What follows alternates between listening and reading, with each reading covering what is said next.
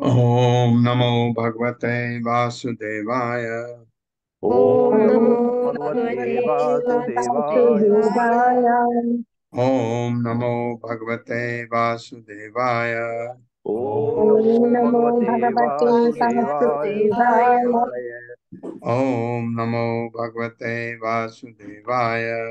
ओम नमो भगवते वासुदेवाय। नारायणं नमस्कृत्य नारायणं नमस्कृत्य नरं चैव नरोत्तमं नरं चैव नरोत्तमं देवीं सरस्वतीं व्यासं देवीं सरस्वतीं व्यासं ततो जयमुदीरये। ततो जयमुदीरये। नष्टप्रायेषु अभद्रेषु नष्टप्रायेषु अभद्रेषु नित्यं भागवत सेवया नित्यं भागवत सेवया भगवते उत्तम श्लोके भगवते श्लोके भक्तिर्भवति नैष्ठिकी। भक्तिर्भवति नैष्ठिकी। हरे कृष्ण। आप सबका स्वागत है। हरे कृष्ण प्रभु जी, सादर प्रणाम। तो अब नारद ने जब उपदेश दे दिया तो उसके बाद क्या होता है सुनिए। ते अपि तन्मुख निर्यातम यशो लोक मल अपहम हरे निशम्य तत्पादम ध्यायन्तः तद्गतिं ययुः। मेरे साथ पढ़िए। ते अपि तन्मुख निर्यातम तेऽपि तन्मुख तन्मुख निर्यातम् निर्यातम् यशो लोकमल अपहम यशो यशो लोकमलापहम् लोकमल्लपहम् हरे निशम्य तत्पादम हरे हरे निशम्य निशम्म तत्पादम् तत्पादम् ध्यायन्तः तद्गतिं ययुः। ध्यायन्तः ध्यायन्तः गतिं तद्गतिं ययुः। ययुः। शब्दार्थ है ते प्रचेतागण अपि भी तद नारद के मुख मुख से निर्यातम निकला, निर्यात करना निकला, यश महिमा गान, लोक संसार का मल पाप अपहम नष्ट करते हुए, हरे हरि का निशम सुनकर, तत् भगवान के पादम पांव ध्यायन्तः ध्यान करते हुए, तद्गतिम उनके धाम को ययुः चले गए। मेरे साथ पढ़िए। नारद के मुख से नारद के मुख से से संसार के समस्त दुर्भाग्य को संसार संसार के के समस्त समस्त दुर्भाग्य दुर्भाग्य को को दूर करने वाली दूर करने वाली भगवान की महिमा को सुनकर भगवान की भगवान महिमा की को महिमा को सुनकर सुनकर प्रचेतागण भी चित्तागण भी भगवान के प्रति आसक्त हो उठे। भगवान के प्रति भगवान के आसक्त प्रति हो आसक्त आसक्त हो उठे। उठे। वे भगवान के चरण कमलों का ध्यान करते हुए वे वे भगवान के भगवान चरण को चरण कमलों कमल का का ध्यान ध्यान करते करते हुए हुए चरम गंतव्य को चले गए। चरम चरम गंतव्य को चले गंतव्य गंतव्य को गए। को चले चली गए। गई। हाँ, एक बात, एक प्रश्न यहाँ उठता है कि ये प्रचेतागण तो शिव जी के द्वारा जो स्तुति बताई गई उसको करके भगवान से मिल भी चुके हैं, तो बीच में नारद आकर के जो बता गए वो बहुत अच्छा उसके बारे में बताया गया कि वह बिल्कुल भगवान के प्रति आकृष्ट हो गए। वो तो आकृष्ट थे ही पहले से भगवान के, क्योंकि भगवान ने तो दर्शन तक दिए उनको, कहा तुम्हारी शादी इस लड़की तुम्हारे लिए योग्य है, ये भी सब भगवान कह के गए। तो फिर नारद का बीच में टपकना क्या क्या मतलब था, ये क्वेश्चन बनता है। क्योंकि देखिए, इतने महान भक्त थे प्रचेता, तो भगवान के महानतम भक्त को नारद भी अपना उपदेश देना चाहते थे। ऐसा है, आपको सब कुछ हो गया तो भी आपको जरूरत नहीं है, तब भी अगर कर्म बहुत ही अच्छे हैं तो कुछ और शुभ होने लगता है, तो आप शुभ से थक जाते हैं। सब अच्छा ही अच्छा होता है जब, तो आप थक जाते हैं। ऐसा ऐसा ये इसलिए नारद आए, अदरवाइज नारद के लिए कोई खास आने का जरूरत नहीं था, ऐसा मन में हमारे उठता है। बिल्कुल जरूरत था।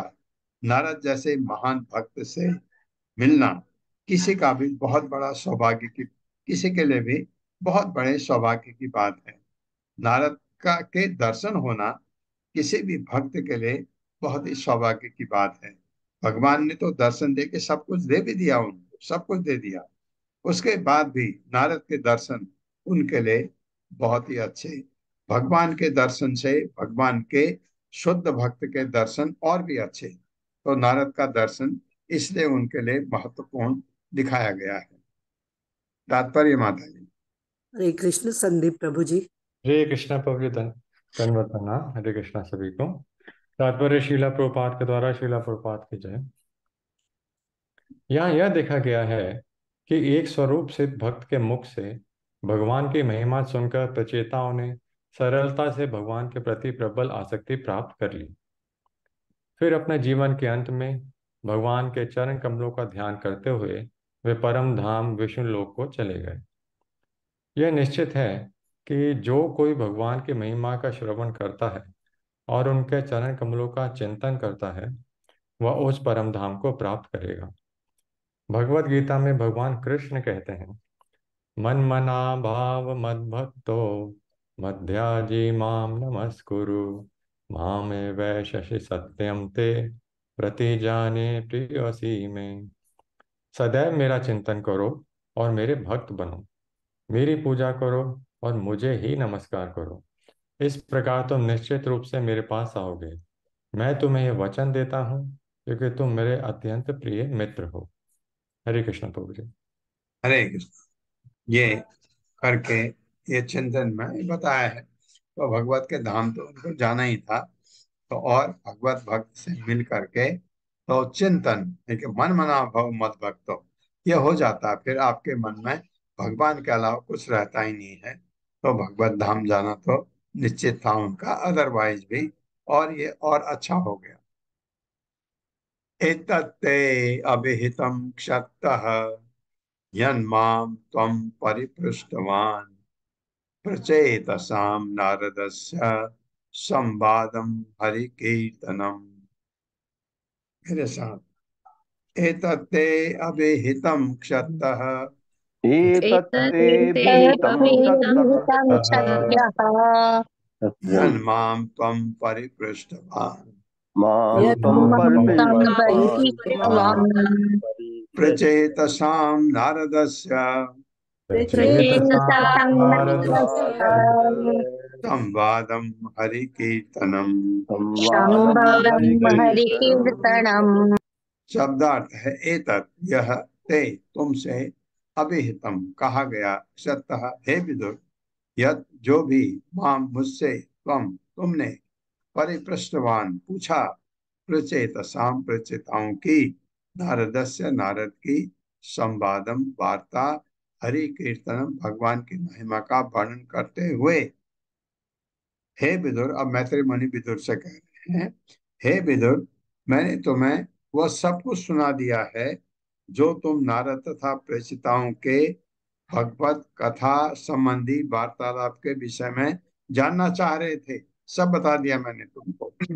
मेरे साथ पढ़िए, हे विदुर, हे हे विदुर, विदुर, हे विदुर, मैंने तुम्हें वह सब कुछ सुना दिया है मैंने मैंने तुमको तुम्हें सब वह सब कुछ सब सुना दिया सुना है दिया है जो तुम नारद तथा प्रेषिताओं के जो तुम जो तुम नारद तथा तुम नारद तथा नारद प्रेषिताओं के तथा प्रचेताओं के भगवत कथा संबंधी भगवत भगवत कथा कथा संबंधी संबंधी वार्तालाप के विषय में वार्तालाप के विषय में विषय में जानना चाह रहे थे। जानना चाह जानना रहे चाह थे। रहे थे। जहां तक संभव था जहाँ जहाँ तक तक जहाँ तक संभव संभव था संभव था मैंने तुम्हें बता दिया है। मैंने मैंने तुम्हें बता तुम्हें दिया बता है। दिया बता है। दिया है। तात्पर्य माता जी। हरे कृष्णा। सुमन कुलार माता जी। हरे कृष्णा माता जी। हरे कृष्ण, सादर प्रणाम प्रभु जी सभी को। हरे कृष्णा। हे पढ़िए विदुर, माता। मैंने तात्पर्य प्रभुपाद जी की जय। प्रभुपाद जी द्वारा, हे विदुर, मैंने तुम्हें वे सब कुछ सुना दिया जो तुम माता नारद जी, तात्पर्य माता जी, श्रीमद् भागवत में।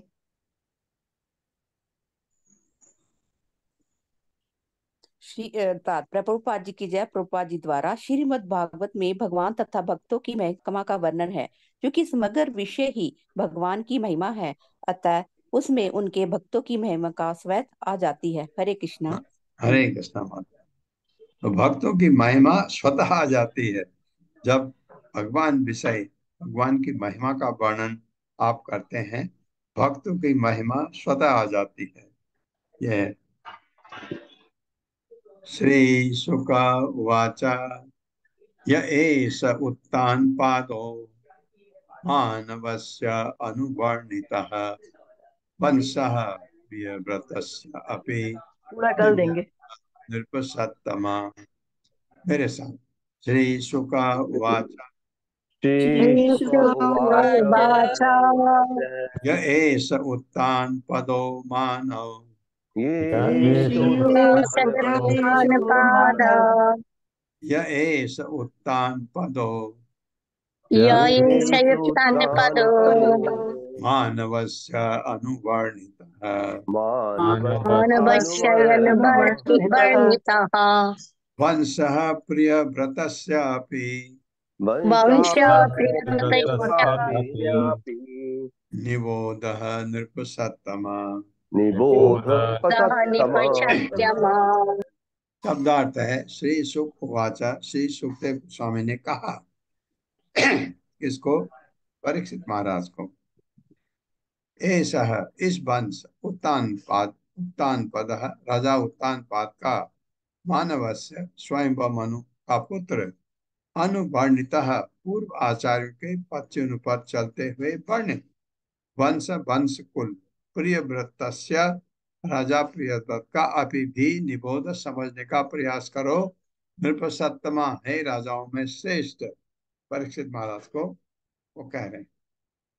मेरे साथ पढ़िए। सुखदेव गोस्वामी ने कहा, सुखदेव गोस्वामी ने आगे कहा, हे श्रेष्ठ राजन, हे श्रेष्ठ राजन, यहाँ तक मैंने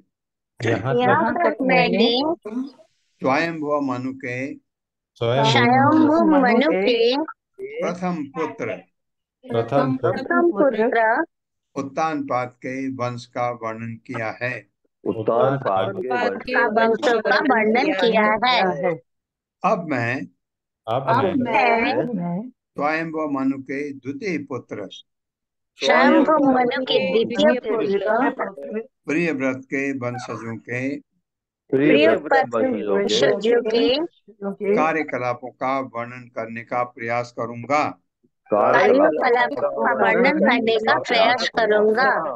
कृपया ध्यान पूर्वक सुने। हाँ, मैं आपको कल बता रहा था शायद कि स्वयंभुव मनु के दो पुत्र प्रियव्रत उत्तानपाद का तो ध्रुव महाराज आए, उनके वंशज आ गए। ये आपने राजा पृथु के बारे में सुना, सब कुछ आए। इसके बाद अब प्रियव्रत तो तपस्वी थे, वो तो वन में तपस्या कर रहे थे। उनका वर्णन अब क्यों आ रहा है? क्योंकि अब ऐसा हुआ कि इनके वंशज में, ध्रुव महाराज के वंशज में जो चलते आए, अब कोई ऐसा तपस्वी थे सब ज्यादातर, और राजा बनने के लायक नहीं था। राजा को तो तपस्वी भी होना है और राजा को राज चलाना भी आना चाहिए। तो स्वयं वह मनु प्रियव्रत के पास गए और तपस्या कर रहे थे वहां। उनको कहा, बेटा तुम आ जाओ, क्योंकि अब मेरा बन जाने का समय आ गया है। अब ये समझिए, स्वयं वह मनु भी वृद्ध हो चुके, यहाँ तक कि प्रियव्रत भी वृद्ध होंगे, लेकिन उनको, क्योंकि उस समय शरीर ऐसा होता होगा कि उनको, क्योंकि आप देखिए 1,00,000 वर्ष तो ध्रुव महाराज रहे, उत्तानपाद और प्रियव्रत तो भाई हैं, तो उनकी उम्र तो 1,00,000 से ऊपर होगी प्रियव्रत की। इतने वंशज आए तो काफी बुढ़े होंगे, लेकिन उनमें शरीर में शक्ति होगी, इसलिए गए होंगे कि तुम आओ, राज्य संभालो, और मैं अब वन को जाता हूँ। लेकिन प्रियव्रत को उनकी बात पर कोई खास, उन्होंने ना भी नहीं कहा, हाँ भी नहीं कहा। क्यों? क्योंकि वो नारद के शिष्य रहे हैं। नारद ने उनको अच्छी तरह बता दिया भौतिक जगत में आने का कोई जरूरत नहीं, और उससे वो कन्विंस पे हो गए, इसलिए वो अपनी तपस्या में लगे हुए हैं।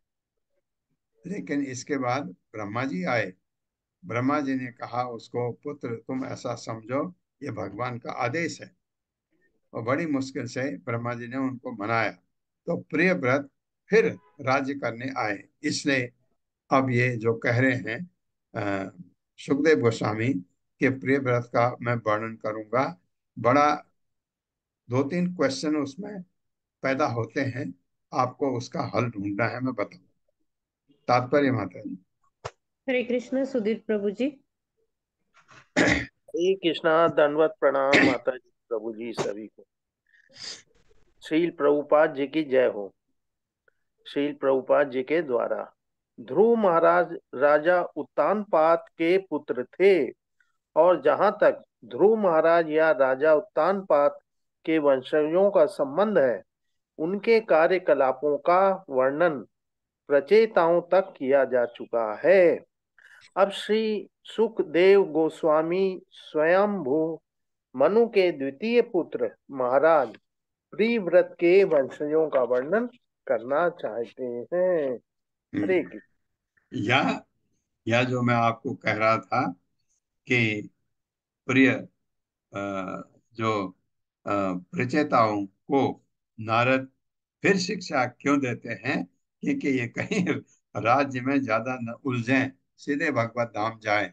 और अब कोई रहा नहीं जो राज्य कर सके। हालांकि उनका पुत्र था एक, जो दक्ष प्रजापति के रूप में दिखाया गया, तो लेकिन अब इस तरह से प्रियव्रत की कहानी इसलिए शुरू होती है।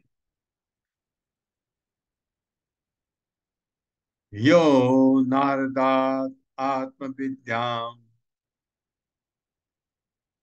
अधिगम्य पुनर्महीम् भुक्त्वा विभज्य पुत्रेभ्यः ऐश्वरं समगात् पदम्।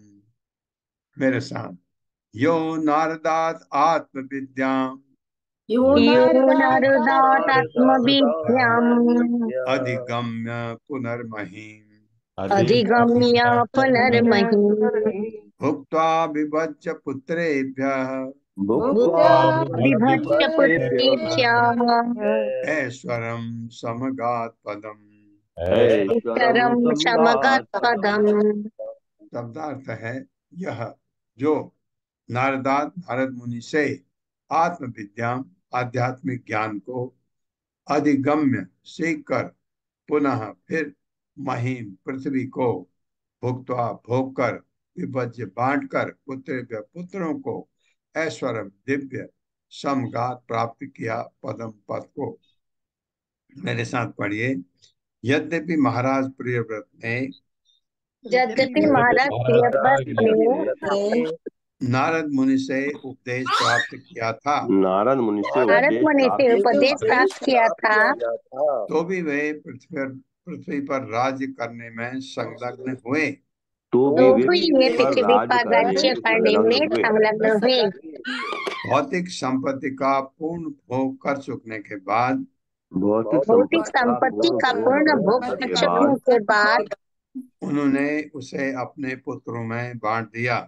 उन्होंने उसे अपने पुत्रों में बांट दिया। तब उन्हें वह पद प्राप्त हुआ वो पद प्राप्त हुआ जिससे वे भगवत धाम को लौट सके। जिससे वे भगवत धाम को लौट सके। हाँ, हमने पढ़ा ना पहले, उनको बांट दिया, इसको बांट दिया। अभी अब उसमें आएगा, ये अगले अध्याय में आएगा। इमाम तु कौसरान कौसारविणा उपवर्णिताम सत्ता निसम्य अजितवाद सत्कथाम प्रबद्ध भावो अश्रु कला कुलो मुने दधार मूर्धना चरणम हृदा हरे। मेरे साथ पढ़िए। इमाम तो कौसार बिना उपवर्णिताम इमाम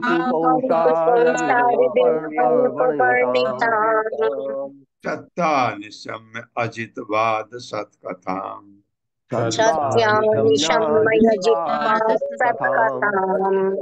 प्रबद्ध भावो अश्रु कला कुलो मुने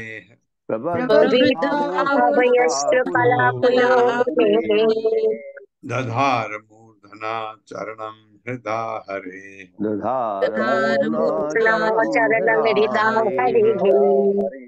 शब्दार्थ है, इमाम यह सब कुछ तू तब कौसार वीणा मैत्रेय द्वारा, कौसार के पुत्र थे मैत्रेय, उपवर्णिताम वर्णित क्षत्ता विदुर निशम्य सुनकर, अजितवाद भगवान की महिमा का वर्णन, सत्कथा दिव्य कथा, प्रबुद्ध बढ़ी हुई, भाव हर्षातिरेक अश्रु आंसुओं के, कला बिंदु से आकुल विभोर मुने मुनिका तथा पकड़ लिया।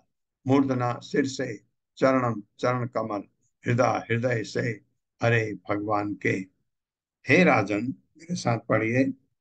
हे राजन, राजन, ये कह रहे हैं सुक मुनि परीक्षित महाराज को।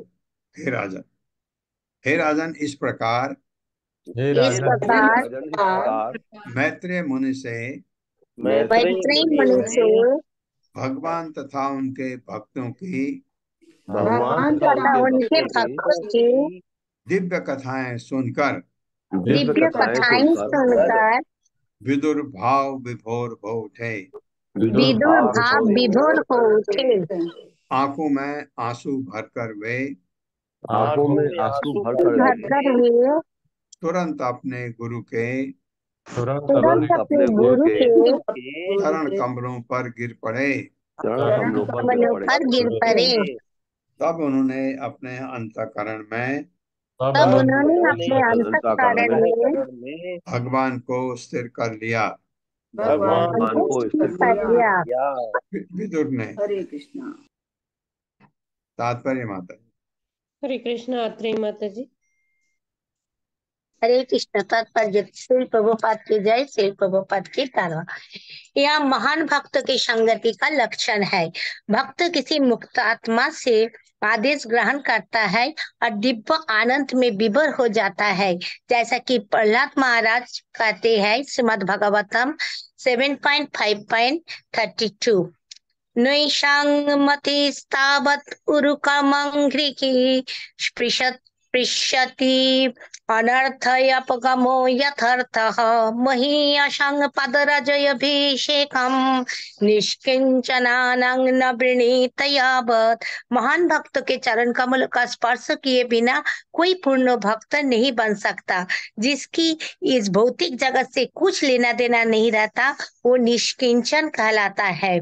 आत्म साक्षात्कार तथा भगवत धाम वापस जाने का अर्थ है प्रमाणित गुरु की शरण में आना और अपने सिर पर उनकी चरणारज को धारण करना। इस प्रकार मनुष्य दिव्य साक्षात्कार के पथ पर आगे बढ़ता है। विदुर का श्री मैत्रेय मुनि से ऐसा ही संबंध था, अतः उसे वांछित फल मिला। हरे कृष्ण। तो विदुर अब जाएंगे। जो हमने पहले पढ़ा कि विदुर कहाँ गए। विदुर गए हस्तिनापुर। हस्तिनापुर जा करके पहले तो अपने बड़े भाई को फटकार लगाई, तुम यहाँ क्या कर रहे हो? जिसको तुमने मारने के लिए कोशिश किया उसके शरणागत हो, ये गलत है, निकलो। उनको निकाला। उसके साथ गंधारी भी गई, पीछे पीछे विदुर भी गए। ये वर्णन पहले आता है, लेकिन विदुर ये सब करने के बाद गए, ये समझना होगा।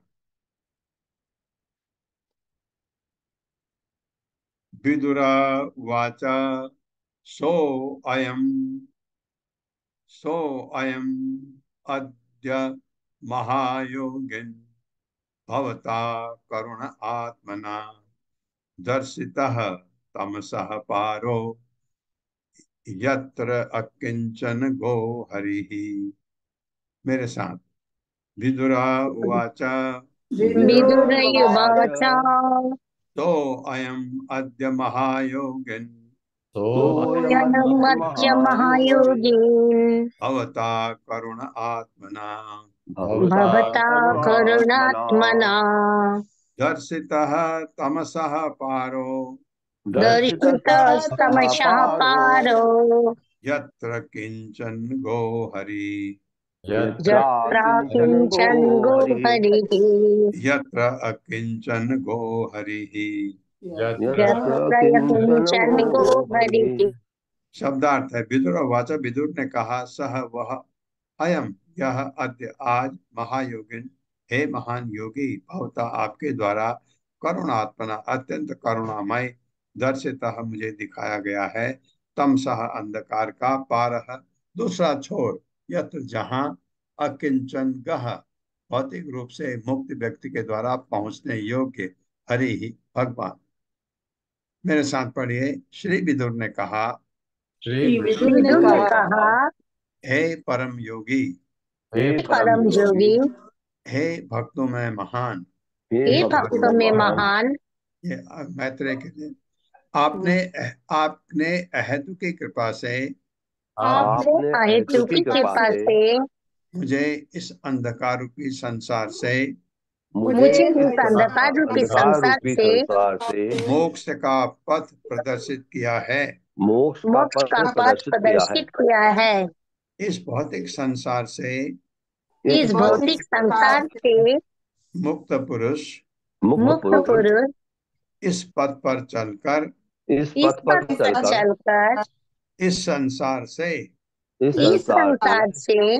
भगवान के धाम को वापस जा सकता है। भगवान के धाम को वापस जा सकता है।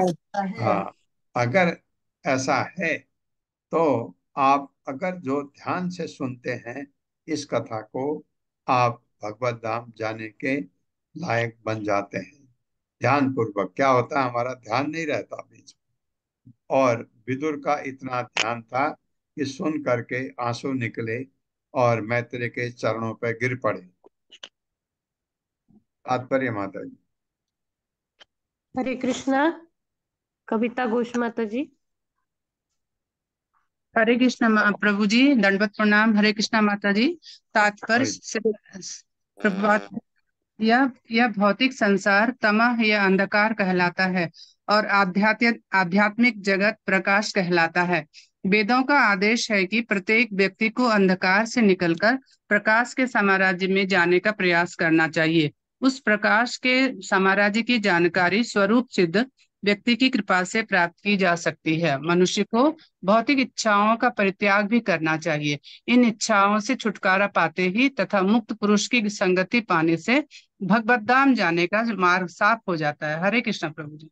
बहुत ही संक्षेप में और बहुत ही कम शब्द में प्रभुपाद ने बिल्कुल क्लियर कर दिया।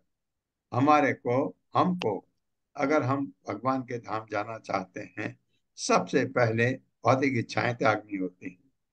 ये जो इन इच्छाओं से छुटकारा पाते ही, लेकिन फिर क्या चाहिए, मुक्त पुरुष की संगति चाहिए। भगवान के भक्त की संगति बहुत ही जरूरी है।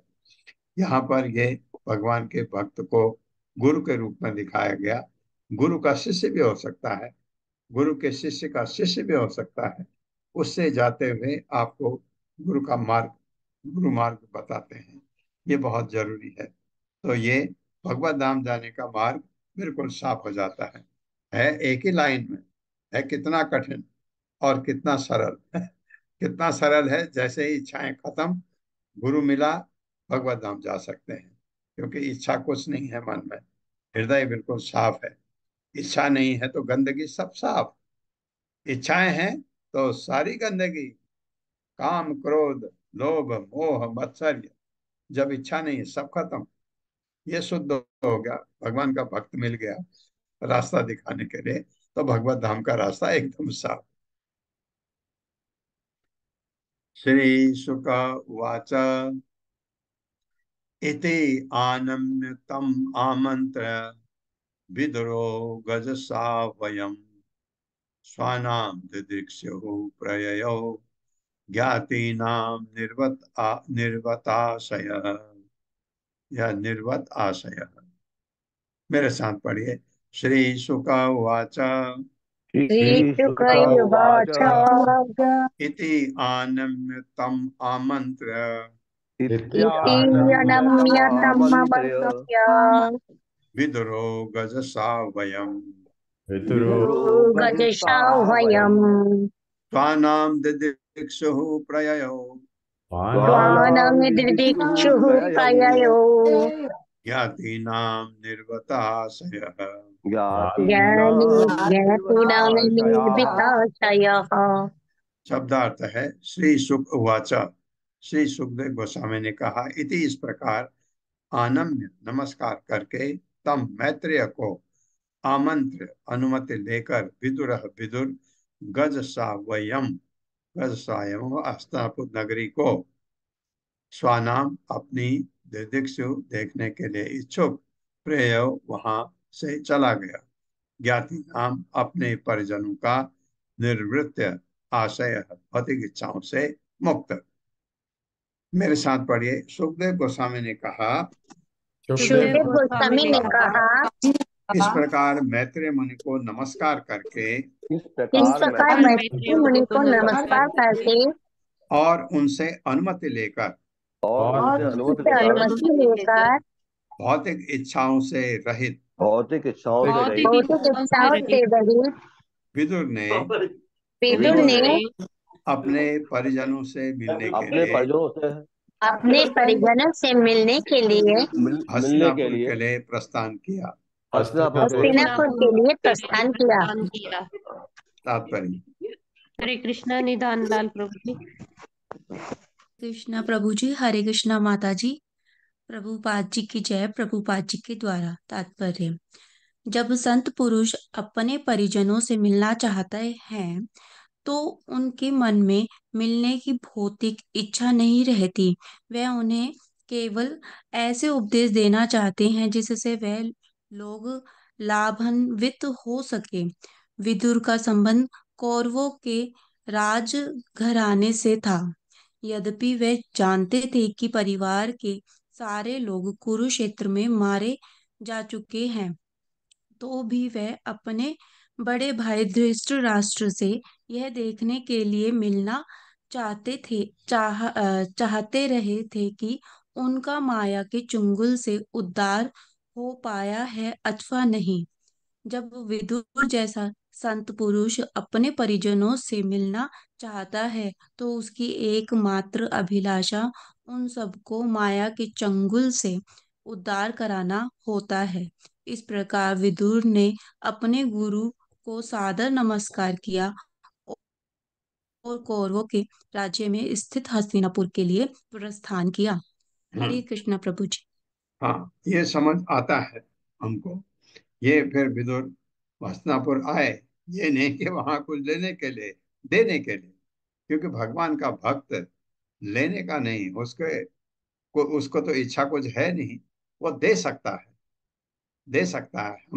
हमेशा भौतिक जगत में भी ये ध्यान रखे, आपका हाथ कभी किसी के सामने मांगने के लिए न ऐसे फैले, हमेशा हाथ यूं रहे ऊपर से, ताकि आप दें, किसी को भी शिक्षा दें, कुछ दें, ग्रहण, देने का काम, लेने का नहीं। लेने का भिखारी हो जाते हैं हम, हमेशा देने का काम।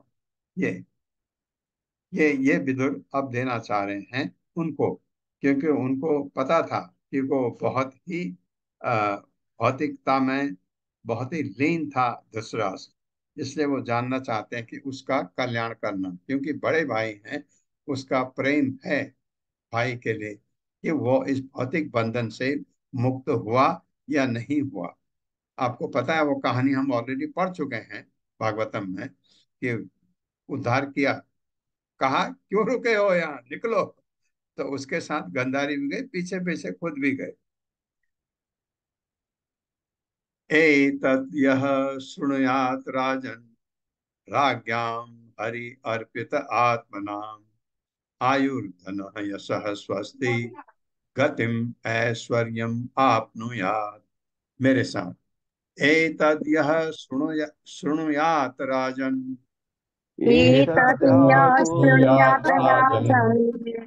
राज्ञां हरि अर्पित आत्मनाम् आयुर्धनम यशः स्वस्ति गतिम ऐश्वर्यम आपनुयात्। शब्दार्थ है एतत्, यह जो शृणुयात सुनता है, राजन हे राजा परीक्षित, सुखदेव गोस्वामी कह रहे परीक्षित महाराज को, राज्ञाम राजाओं का, हरि श्री भगवान को, अर्पित आत्मनाम जीवन तथा आत्मा को अर्पित करने वाले, आयु उम्र, धनम धन, यशः ख्याति, स्वस्ति क्षेम, गतिम जीवन का चरम लक्ष्य सदगति, ऐश्वर्यम भौतिक ऐश्वर्य आपनुयात प्राप्त करता है। ऐसी कथा जो सुनेगा उसका हृदय इतना अच्छा हो जाएगा, उसको सब कुछ मिलेगा। मेरे साथ पढ़िए, हे राजन, हे राजन, जो लोग भगवान के प्रति जो लोग भगवान के भगवान के प्रति पूर्णतः समर्पित पूर्णतः पूर्णतः समर्पित समर्पित राजाओं से संबंधित राजाओं से संबंधित इन कथाओं को सुनते हैं इन कथाओं को सुनते कथाओं को हैं सुनते हैं वे बिना कठिनाई के वे बिना कठिनाई बिना कठिनाई के दीर्घ आयु दीर्घायु आयु संपत्ति संपत्ति ख्याति ख्याति ख्याति सौभाग्य सौभाग्य तथा अंत में तथा अंत में भगवत धाम जाने का अवसर प्राप्त करते हैं। भगवत भगवत धाम धाम जाने का अवसर प्रदान करते हैं। प्राप्त करते हैं। भगवत धाम जाने का अवसर मिलेगा उनको। ये चीजें जो कठिनाई से दीर्घ आयु लंबी होगी, भक्तों की आयु लंबी होती है, वंशंकन करते हैं, संपत्ति ख्याति जो उनको चाहिए उनको अब जरूरत नहीं है, लेकिन इतना मिल जाता है उनको जरूरत नहीं है ज्यादा किसी की। लेकिन सबसे बड़ी क्या है कि उनको भगवत धाम जाने का अवसर प्राप्त होता है, क्योंकि ऐसे भक्त लोग भगवान के शरण में जाना चाहते हैं, गुरु को ढूंढते हैं जो भगवान का प्रतिनिधि है, उसके शरण में जाते हैं और इसी तरह भगवत धाम को जा सकते हैं। ये प्रीलिमिनरी पेजेज इस प्रकार श्रीमद् भागवत के चतुर्थ स्कंद के अंतर्गत प्रचेताओं को नारद का उपदेश नामक 31वें अध्याय के भक्ति वेदांत तात्पर्य पूर्ण हुए। इसी तरह आज हमारा ये चौथा स्कंद पूरा होता है। इसके नीचे आपको प्रीलिमिनरी पेजेज हैं, आप जा सकते हैं उनमें, क्योंकि चौथे स्कंद के बारे में बताया गया है। अब हम चलते हैं 5वें स्कंद में।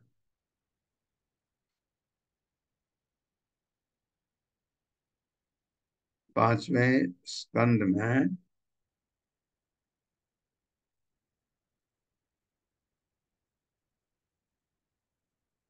तो इसमें नए स्कंद में जा रहे हैं, नए अध्याय में भी जा रहे हैं। तो 5 श्लोक, मैं तो सोच रहा था 1 श्लोक और ऐड करूं आपके लिए, तो अगली बार कर दूंगा।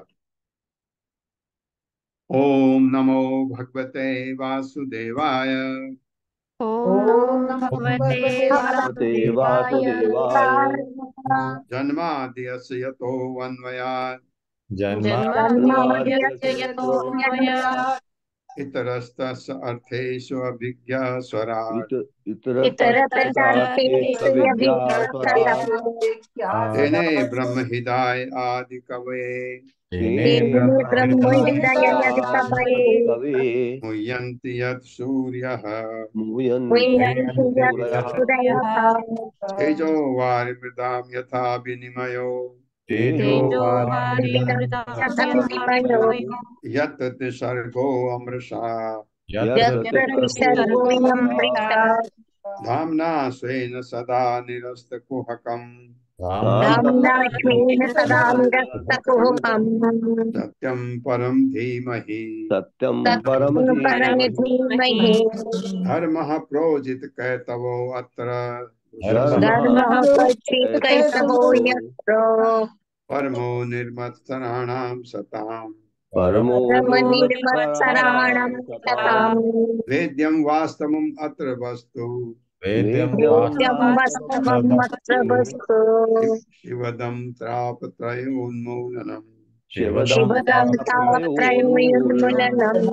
श्रीमद्भागवते महामुनिकृते किं वा परैरीश्वरः सद्यो हृदि अवृद्धते अत्र कृतिभिः शुश्रूषुभिः तत्क्षणात्। तीसरा श्लोक। निगम कल्प तरोर्गलितं फलम् चुखमुखाद् अमृतद्रव संयुक्तम् पिबत भागवतं रसमालयम् मुहुर्हो रसिकाः भुवि भावुकाः। चौथा श्लोक। एते चांस कला पुंसः एते एते कला कलापुंसः कृष्णः तु भगवान् स्वयं कृष्णस्तु कृष्णः भगवान् तु स्वयं भगवान् स्वयम् इन्द्रारिव्याकुलं लोकम् इन्द्रादिव्याकुलम् इन्द्रियाणीन्द्रकुलमेलोकम् मृडयन्ति युगे युगे। मृडयन्ति युगे क्रीडयन्ति युगे युगे युगे। पांचवा। जन्म गुह्यं भगवतो जन्मगुह्यं जन्मभूयं भगवतो भगवतो य एतत् प्रियतो नरः य यायिता एतत्प्रियतो प्रियतो नरः नरः सायं प्रातः गणन् भक्त्या सायं सायं सायं प्रातर्गणन् प्रातः भक्त्या दुःखग्रामाद् विमुच्यते। दुःखकामाद् विमुच्यते। विमुच्यते। थोड़ा सभी को आज नमस्कार करते हैं, क्योंकि अब हम गुरु प्रणाम मैं पढ़ता हूँ, आप सुनिए। ओम अज्ञानतिमिरान्धस्य ज्ञानाञ्जनशलाकया चक्षुरुन्मिलितं तस्मै श्री गुरुवे नमः। श्री रूप प्रणाम, रूप गोस्वामी को। श्री चैतन्य मनोभीष्टं स्थापितमेन भूतले स्वयं रूप कदा मह्यं ददाति स्वपदान्तिकं। मंगलाचरण। वंदे अहम श्री गुरो श्रीयुत्पत्कमलं श्रीगुरुन् वैष्णवांच श्रीरूपं साग्रजातं सहगण रघुनाथान्वितं तं सजीवं साद्वैतं सावधूतं परिजन सहितं कृष्ण चैतन्य देवं श्री राधा कृष्ण पादान सहगण ललिता श्री विशाखा नितांच। शिल प्रभुपाद प्रणति। ओम नमो नमः। ओम विष्णुपादाय कृष्ण पृष्ठाय भूतले श्रीमते भक्ति वेदांत स्वामिनिति नामिने नमस्ते सारस्वती देवे गौरवाणी प्रचारिणे निर्विशेष शून्यवादी पाश्चात्य देश तारिणे श्री भक्ति सिद्धांत सरस्वती प्रणति।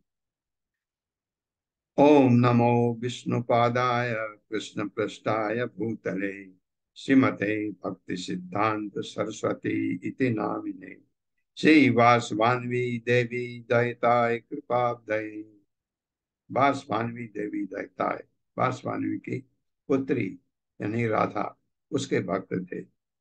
कृष्ण संबद्ध विज्ञान दायिने प्रभवे नमः।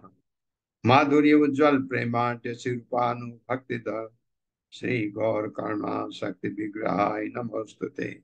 नमस्ते गौरवाणी श्रीमूर्ते दीन तारिणे रूपानुग्रुत अपसिद्धांत पांत हारिणे। श्री श्री गौर किशोर वंदना। नमो गौर किशोराय साक्षात वैराग्य मूर्ते विप्रलंबर सांबोधे पादाम्बुजाय ते नमः। श्री भक्ति विनोद ठाकुर वंदना। नमो भक्ति विनोदाय सचिदानंद नामने गौर शक्ति स्वरूपाय रूपानुबराय ते श्री जगन्नाथ वंदना। गौर आविर्भाव भूमेस्त्वं निर्देशा सज्जना प्रिय वैष्णव सार्वभौमा श्री जगन्नाथाय ते नमः। वैष्णव वंदना। वांछा कल्पतरुभ्यश्च कृपा सिन्धुभ्यैव च पतितानां पावनेभ्यो वैष्णवेभ्यो नमो नमः। श्रीमन महाप्रभु वंदना।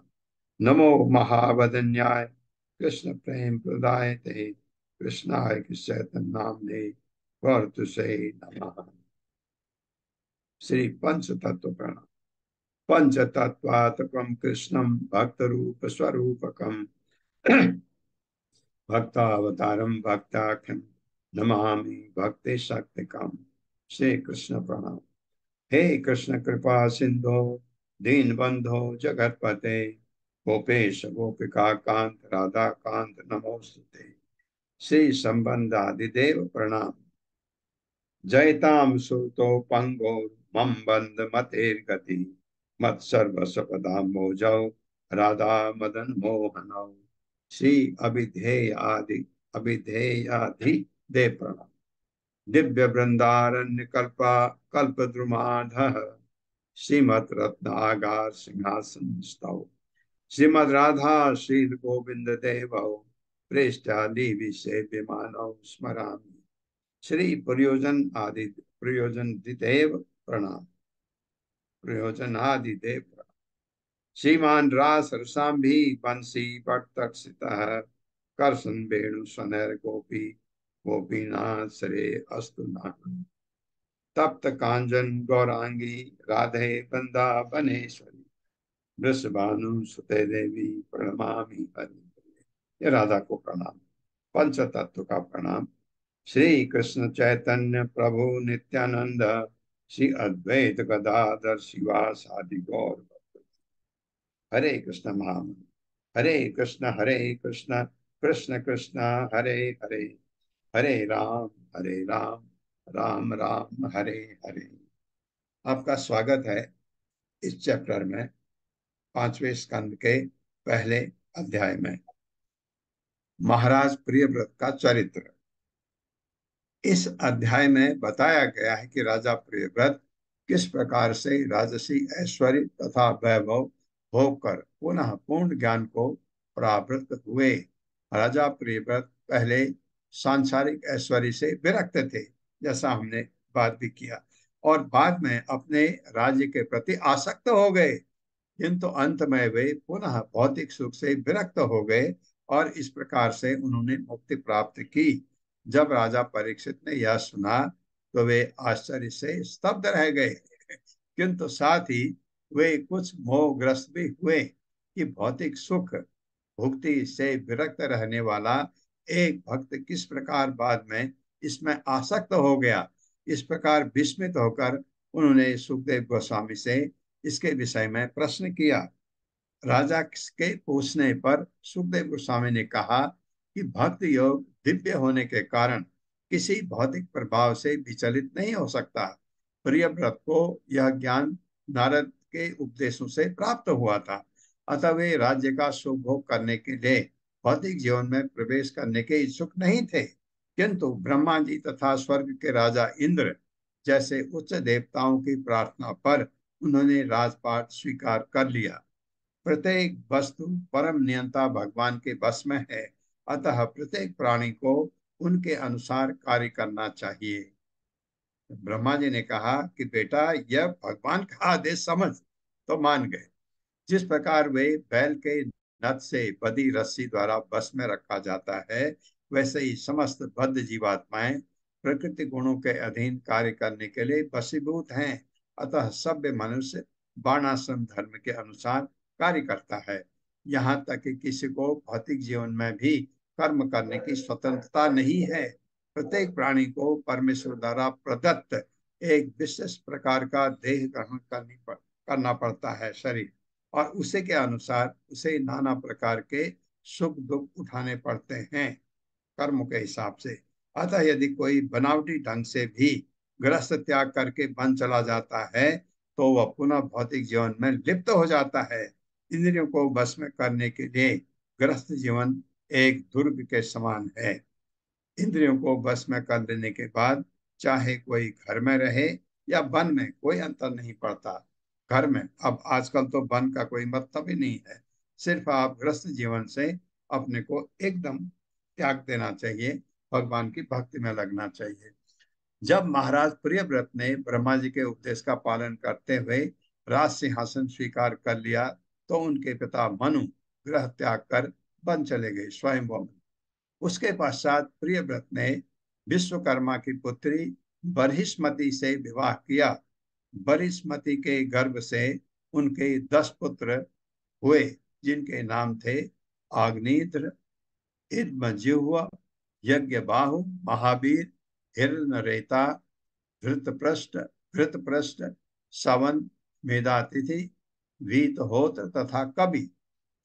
उनसे एक कन्या भी जन्मी जिसका नाम उज्ज्वसती था। महाराज प्रियव्रत अपनी पत्नी तथा परिवार के साथ कई हजार वर्षों तक जीवित रहे। महाराज प्रियव्रत के रथ के पहियों की खांच से 7 समुद्र तथा 7 द्वीप उत्पन्न हुए। प्रियव्रत के 10 पुत्रों में से 3 ने संन्यास ग्रहण किया। इनके नाम थे कवि, महावीर तथा सवन। से 7 पुत्र 7 द्वीपों के राजा हुए। महाराज प्रियव्रत की दूसरी पत्नी भी थी, जिससे उत्तम, रैवत तथा तामस नामक 3 पुत्र उत्पन्न हुए। इन 3 पुत्रों के जो दूसरे पत्नी से पैदा हुए थे, ये सब मनु की पदवी प्राप्त की। इन सबों ने मनु की पदवी प्राप्त की। इस प्रकार सुखदेव गोस्वामी ने बताया कि महाराज प्रियव्रत ने किस प्रकार मुक्ति प्राप्त की। अब मैं ये बताता हूं आपको। एक तो हजारों वर्ष तक इन्होंने राज्य सुख भोगा, फिर भगवत धाम चले गए। ये तो ऑलरेडी बहुत लाखों वर्ष के होंगे, मेरे ख्याल से लाख से ऊपर ही इनकी उम्र होगी। एक चीज, सत्ययुग भी है तो 1 लाख से कुछ ऊपर उम्र नहीं होती, तो प्रियव्रत की उम्र इतनी बड़ी कैसे थी? एक प्रश्न आपके लिए है। दूसरा प्रश्न, जो उसके दूसरे पत्नी से 3 पुत्र उत्पन्न है, उत्तम, रैवत तथा तामस, ये 3 पुत्र हुए, ये मनु बने। पहले तो उत्तम मनु बना 30 करोड़ साल, फिर रैवत, क्योंकि मनु की उम्र तो 30 करोड़ होती है, फिर रैवत बना, फिर तामस बना। अब ये इतने उम्र तक ये क्या करते रहे? उत्तम, रैवत। जैसे उत्तम मनु बना, रैवत तो नहीं बना। रैवत तो जब उत्तम का 30 करोड़ वर्ष खत्म होगा तब रैवत बनेगा, और फिर रैवत का जब 30 करोड़ वर्ष का मनवंतर खत्म होगा तब तामस मनु बनेगा। ये आपके मनु में मेरे ख्याल से तीसरे, चौथे, 5वें स्थान पर हैं ये तीनों। तो इनकी उम्र इतनी कैसे रही? ये प्रश्न है आपके लिए, दो भयंकर। ढूंढिए प्रश्न इसके बारे में, कहां से ऐसा कैसे संभव है? ये संभव, इसका मतलब ये हुआ कि जैसे उत्तम मनु बना तो तामस तो 90 करोड़ साल तो जीना पड़ा उसको बनने के लिए। 60 करोड़ साल, 60 करोड़ साल जीना पड़ा कि मनु बनने के लिए। तो ये एक प्रश्न है, सोचिए मन में, खूब सोचिए, खूब पूछिए, पता करिए, तब क्लास में इसको डिस्कस करेंगे। राजो, एक श्लोक करते हैं आज। राजो वाच प्रियव्रतो भागवत आत्मा राम कथम मुने गृहे अरमत यन्मूलः कर्म बंध पराभव। मेरे साथ प्रभु पढ़िए। जी राजो स्क्रीन पर वाच। नहीं दिख रहा है प्रभु जी। राजय वाचा। हाँ, क्या कह रहे हैं माता जी? स्क्रीन पर दिख रहा है क्या सभी को नया श्लोक? नहीं दिख रहा, स्क्रीन पर नहीं दिख रहा है। नहीं अरे नहीं माता जी। नहीं नहीं नहीं नहीं दिख रहा है। हाँ, क्योंकि न्यूज शेयर करना था।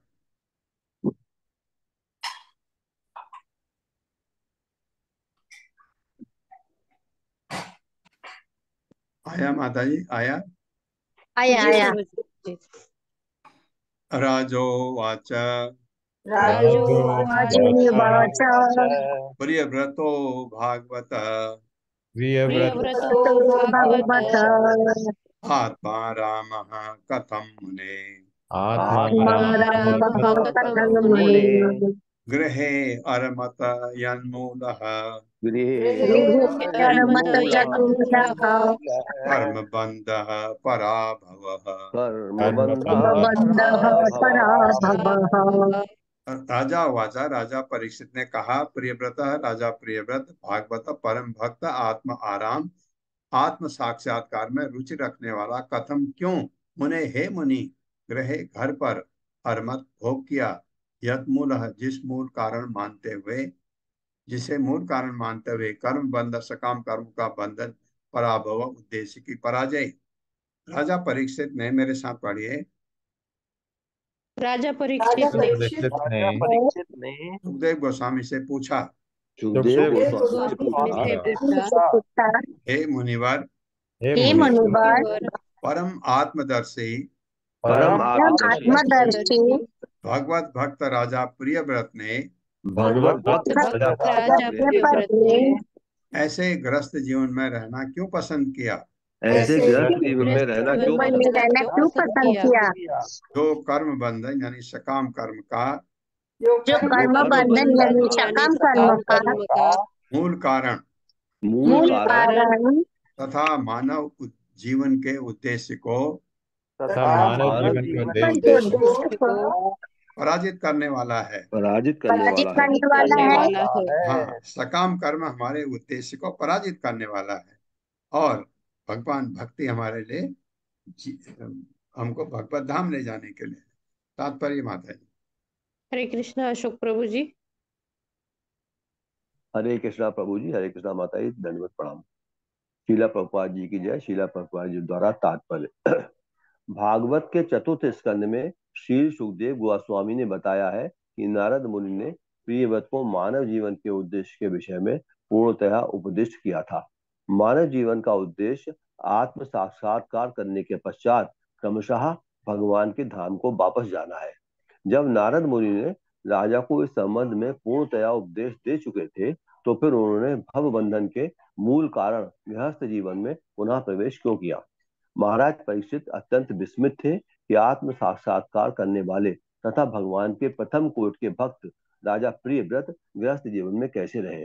भक्त को गृहस्थ जीवन के लिए वस्तुतः कोई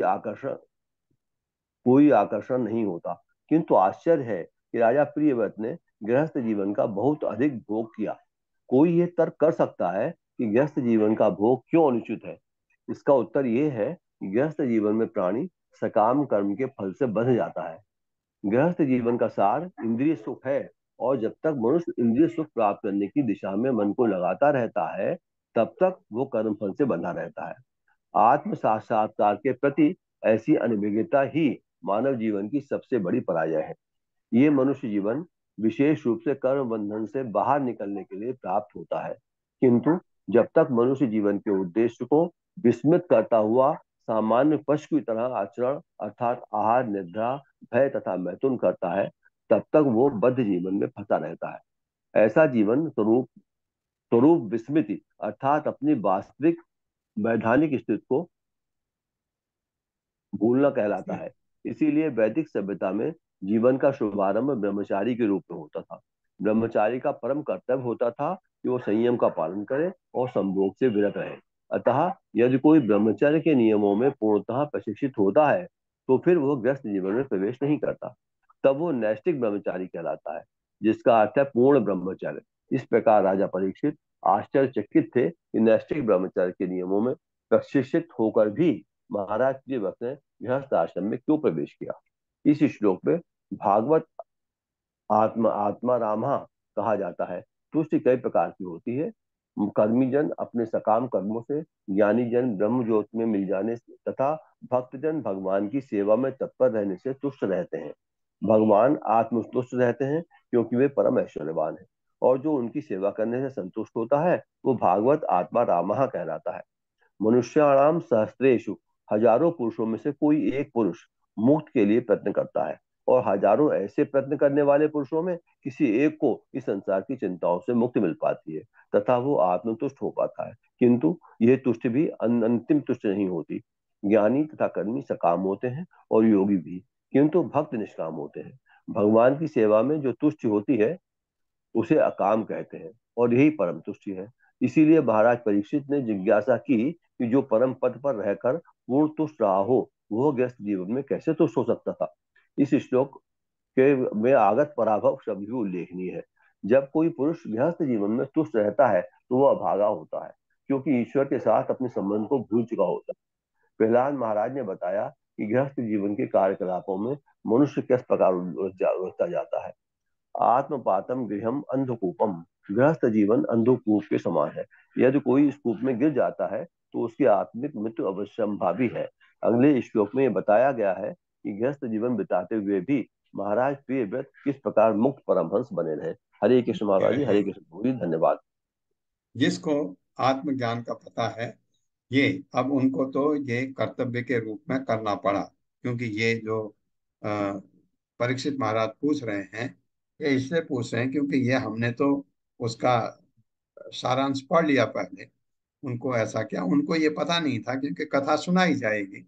अब सुखदेव गोस्वामी बताएंगे ऐसी परिस्थिति थी जिससे उन्होंने राज करने के लिए स्वीकार किया। मेरा तो प्रश्न यह है, हजारों वर्ष तक उन्होंने राज्य किया, हजारों वर्ष, और उनकी उम्र बहुत ज्यादा थी। ये एक प्रश्न है, और हमारे रूमा माता जी के लिए तो ये प्रश्न जरूर बहुत जरूरी है। दूसरा प्रश्न है कि दूसरी पत्नी से जो 3 पुत्र मनु बने, वो क्या कर रहे थे तब तक, मनु बनने से पहले? ये बड़ा अच्छा प्रश्न है। ओम अज्ञान तिम्रांधक्ष ज्ञानांजन शलाकया चक्षुरुन्मिलितं तस्मै श्री गुरवे नमः। नमः विष्णुपादाय कृष्णप्रेष्ठाय भूतले श्रीमते भक्तिवेदांत स्वामिनिति नामिने। नमस्ते सारस्वती देवे गौरवाणी प्रचारिणे निर्विशेष शून्यवादी पाश्चात्य देशतारिणे। जय हो श्री कृष्ण चैतन्य प्रभु नित्यानंद श्री अद्वैत गदाधर शिवासादि गौर भक्तवृंद। हरे कृष्णा कृष्ण कृष्ण हरे हरे, हरे राम राम राम हरे।